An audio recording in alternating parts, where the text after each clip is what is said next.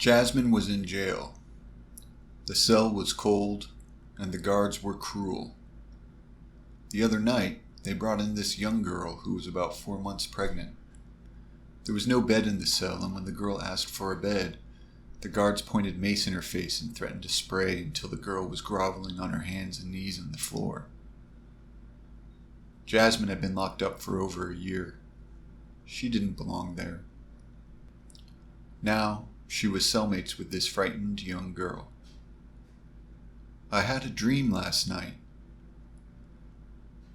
"What did you dream?" Jasmine asked. "I dreamed that I had 3 arms, and each of them was holding a cup of coffee. I started juggling the coffee cups, which were full, but I didn't spill a drop. Then a flock of pigeons swept into my arms and flew away with the coffee cups." Jasmine was hit with a splintering headache, and then her nose started running blood. In the cell, there wasn't a lot of toilet paper, but she used a small sheet to plug her nose. "Don't worry, my friend. Here is what your dream means. The coffee represents days. In 3 days, you will be free from this place. You and your child will be free and prosper in a far-off land." That was 50 years ago. Now, Jasmine had a comfortable little home, and jail was a distant memory. She never saw the young girl again, but just as Jasmine predicted, the girl had been freed after 3 days. Jasmine was a fortune teller, and her prophetic visions were the real deal.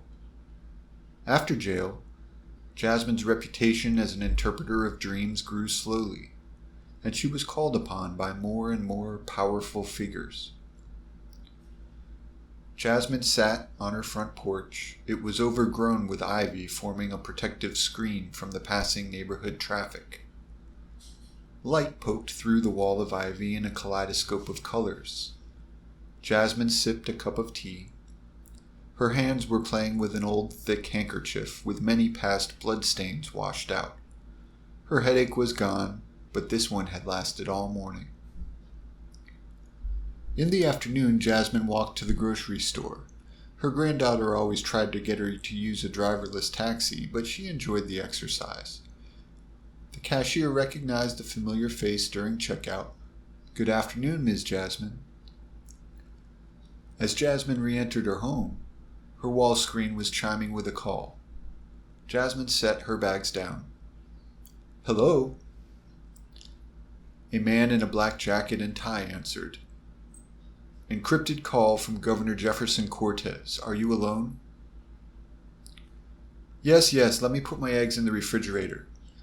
Jasmine was walking back into her main room when the governor's face filled the screen. "Jasmine." "Rosa, I thought you might be calling." Jasmine was favored by the cosmos, and had consulted with anyone whose path she crossed with a dream. She never charged for her prophecy, and she was a trusted advisor to the governor throughout the Civil War.